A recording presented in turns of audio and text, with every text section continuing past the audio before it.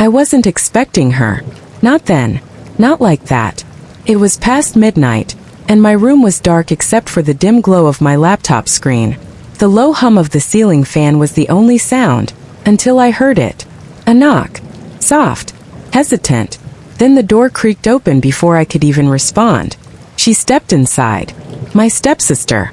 Her silhouette stood frozen in the doorway. A loose hoodie draped over her shoulders, the hem barely grazing the top of her bare thighs. She didn't say a word. Just stood there, breath shallow, her fingers gripping the edge of the fabric like she was reconsidering everything. I pushed my laptop aside and sat up. What the hell was she doing in my room at this hour? Everything okay? I asked, my voice lower than I intended. She exhaled, stepping fully inside and closing the door behind her with a quiet click. I can't sleep, she said. Simple. Straightforward. But her voice carried something beneath it. An edge, a weight I couldn't quite place. I should have told her to go back to bed. I should have acted like this was normal, like nothing about this moment felt off. But I didn't. Instead, I watched as she crossed the room, moving closer. The dim light caught her face now, eyes that weren't just tired but troubled. Did something happen? I asked. She hesitated. I didn't want to be alone. A pause stretched between us, thick and heavy. She wasn't a stranger to my room. We'd grown up in the same house, shared the same halls, the same childhood memories. But this was different. The way she stood there, lingering too long. The way her fingers played with the hem of that oversized hoodie, like she was hyper-aware of what it barely covered. Something had changed, and I wasn't sure I was ready to find out what. The weight of her fingers on mine was barely there, but it was enough. More than enough. I could feel the hesitation in the way she lingered, like she was waiting for something. For me to move, to react, to pull away. But I didn't. Neither did she. The air between us was thick now, the kind of silence that didn't beg to be broken but dared us to sit in it. Every inch of my body felt too aware. Of her breath, the heat of her skin so close to mine, the faint scent of something sweet clinging to her hoodie. She finally spoke, her voice softer than before. I don't know what's wrong with me tonight. I exhaled slowly, forcing myself to focus on my breathing. Don't overthink it. Don't make this more than it is. You're just tired, I offered, but even I didn't believe it. She let out a small dry laugh, shaking her head. Yeah, maybe. Her fingers curled slightly, and for a second, just a second, her touch became firmer. More certain. I should have pulled away. Should have said something to push us back to safe ground. Instead, my fingers moved too. A response. A silent acknowledgement. Her breath hitched. Not loud, not obvious, but I caught it. And I knew she caught mine.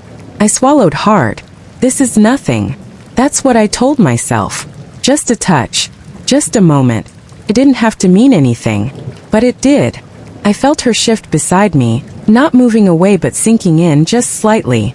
My pulse hammered in my ears, and I could feel her looking at me. I couldn't look back. Because if I did, I knew this wouldn't stop where it should. Do you ever think about things you're not supposed to think about? She asked suddenly, her voice barely above a whisper. The words sent a jolt through me. Slowly, I turned my head, finally meeting her eyes. Dark. Searching. A quiet kind of desperation hidden behind them. A trap. And I was already caught in it. What do you mean? I asked, my throat dry. She bit her lip, hesitated, but didn't look away. You know what I mean. The room felt too small now, like the walls were closing in, suffocating with all the things we weren't saying. I let out a shaky breath. You should go back to bed. It was the right thing to say. The safe thing. But she didn't move. Instead, she tilted her head slightly, studying me like she was trying to figure something out. And then, so softly I almost didn't feel it, her thumb brushed against mine. A shiver shot up my spine. I clenched my jaw, gripping the bedsheets beneath me to keep myself grounded. I started, but I didn't finish. Because there was nothing to say. Nothing that would change what was happening. The room was too quiet. The space between us non-existent. And when she finally spoke again, her voice was different. Lower. Steadier. Do you want me to leave? A simple question. A dangerous one. I should have said yes. I should have ended this before it began. But I couldn't. Because the truth, the one I wasn't ready to admit, was that I didn't want her to leave. I wanted her to stay. And that changed everything. I should have told her to leave. I should have stopped this before it got too far. But I didn't. I sat there, my body tense, every muscle coiled, feeling the weight of her question settle in the air between us. Do you want me to leave? She was giving me an out. A way to reset. To push all of this aside and pretend it was nothing. But it wasn't nothing. And we both knew it. I looked at her, really looked at her. Eyes wide, searching, lips slightly parted like she was holding her breath, waiting for my answer. One word. That's all it would take to change everything. I opened my mouth but no sound came out. Her fingers curled tighter around mine. A silent plea. And then before I could think, before I could stop myself, I shook my head. No. The moment stretched, hanging in the thick air between us. Her breath hitched, barely audible, but I heard it. Felt it. Something flickered in her eyes, relief maybe, or something darker. Then, without another word, she shifted. Closer. Not much. Just enough that I felt the warmth of her body through the fabric of her hoodie. My pulse pounded in my ears. This was the line. The breaking point. And we were standing right on the edge of it. She exhaled, her breath brushing against my skin. I don't know why I'm here. A lie. She knew. And so did I. I swallowed hard, every muscle in my body screaming at me to move, to back away, to do something before this spiral pulled us both under. But I couldn't. 'Cause I wanted this. And that terrified me.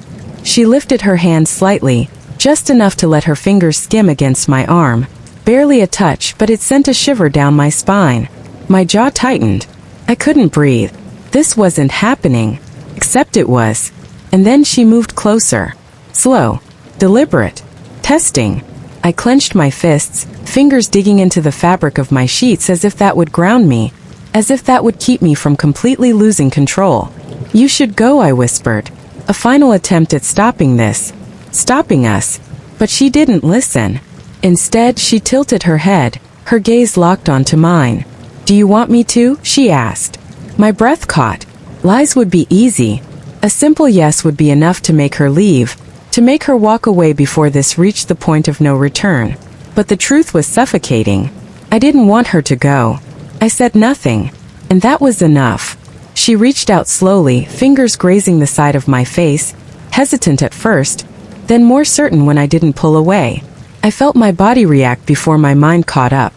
I turned into her touch. A mistake. A silent admission. And then before I could process it, before I could convince myself this wasn't real, she kissed me. Everything else fell away. The walls. The rules. The weight of the unspoken. It didn't matter anymore. All that mattered was her. Her warmth. Her touch. The way her fingers curled against my skin as if she was afraid I'd push her away. But I didn't. I couldn't. I kissed her back. And that was the moment everything changed. The second it happened, I knew there was no going back. My heart slammed against my ribs as reality came crashing down, slamming into me with the full force of what we'd just done. She pulled back first, her breath unsteady. Her lips parted like she was about to say something but couldn't find the words. The silence was deafening. My chest rose and fell, my lungs struggling to catch up with the whirlwind inside me. She swallowed hard, eyes flickering between mine, searching for what? Reassurance? Regret? Permission to do it again? I couldn't speak. Couldn't move. Then just as quickly as she kissed me, she panicked. She started, shaking her head. I shouldn't have.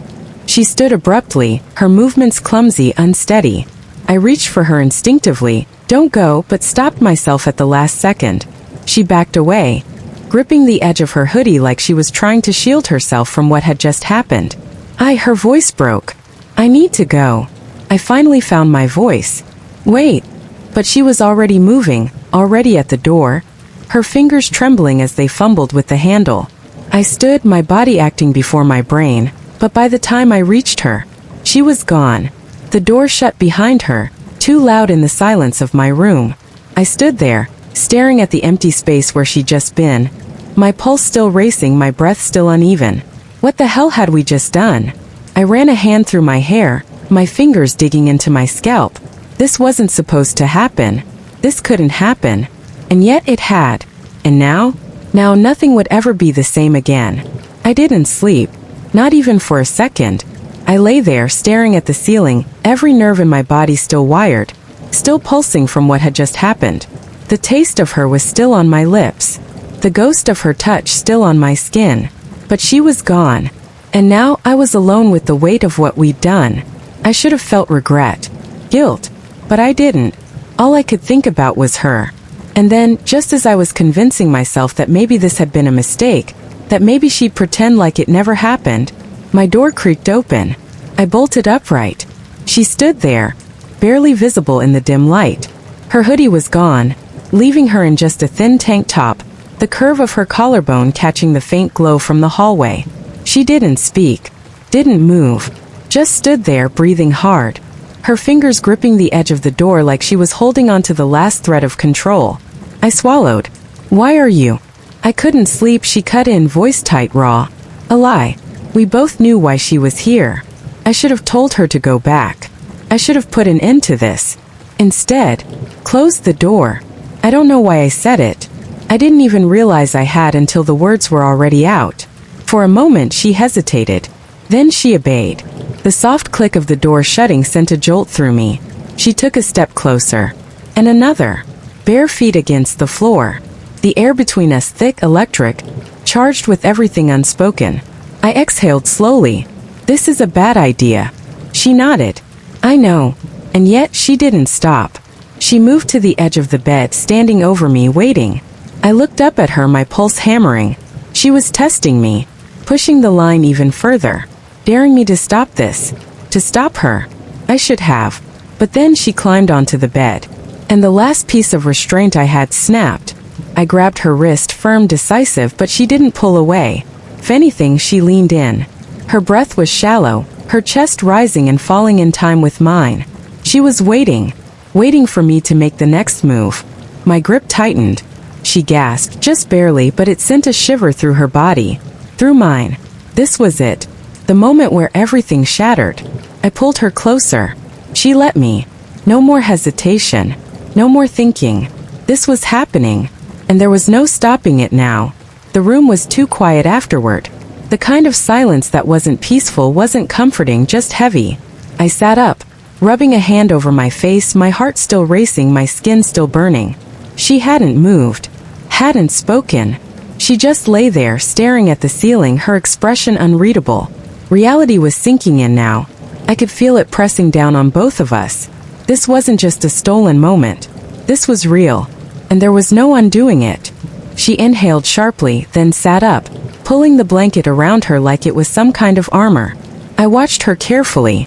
"What happens now?" she asked. Her voice was quiet, careful, like she was afraid of the answer. I didn't have one. I ran a hand through my hair, exhaling slowly. "I don't know."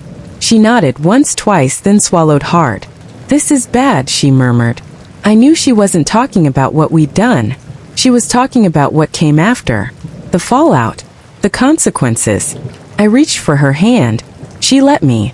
But her fingers trembled in mine. "We can't tell anyone," she said. I tightened my grip. "We won't." She looked at me then, her eyes darker than before. "Do you regret it?" she asked. I hesitated, because that was the problem. I should have. I should have felt guilt, remorse, shame. But all I felt was need. For her. For this. I met her gaze, my voice steady. "No." A sharp inhale. A flicker of something in her eyes. Then she kissed me again. This wasn't over. Not even close. And we both knew it. The silence between us stretched longer than it should have. Too thick. Too weighted. She hadn't moved from the edge of my bed. Hadn't shifted, hadn't exhaled too loudly. Hadn't done anything to break the moment hanging between us like a loaded gun. I could still feel her. Not just beside me, but in me. Lodged in my chest, under my skin, wrapped around my thoughts like she belonged there. But she didn't. And we both knew it. Still, neither of us moved. Because the second one of us did, this illusion, this fragile, reckless, dangerous thing would shatter. Finally, she broke the silence. "I don't know what to do now." Her voice was quiet, but not weak. Not fragile. Just uncertain. I sat up, resting my arms over my knees, feeling the weight of my own breath. "Neither do I." She turned to me then, and for the first time since everything changed, I saw something flicker in her expression. Something raw, something vulnerable. She swallowed. Do we just forget? A way out. A way to erase the last few hours. If I wanted to, I could say yes. I could let her walk away and convince myself that this was just a moment of insanity, that it didn't matter. But it did. And we both knew it. I studied her carefully, then shook my head. I don't think we can. Her lips parted slightly, but she didn't argue. Because the truth had already been spoken. She leaned forward, running a hand through her hair, eyes darting toward the closed door. Her breathing had changed, more shallow, less steady. She was realizing it now, that there was no undoing this, that whatever we had stepped into, there was no way to go back. This is going to destroy us, she whispered. I clenched my jaw. Then why don't you regret it? She flinched, not because she was shocked, because she had no answer. She didn't regret it. That was the problem. That was what was killing her. I watched her carefully, waiting for something, for her to take it back, to say it was a mistake, to try to fix this. But she didn't. Instead, she lifted her head, meeting my eyes, her lips parting like she wanted to say something, like she was fighting herself. Then she looked away. This isn't over, she murmured. Confession. Promise. I inhaled sharply, feeling a sharp twist in my chest.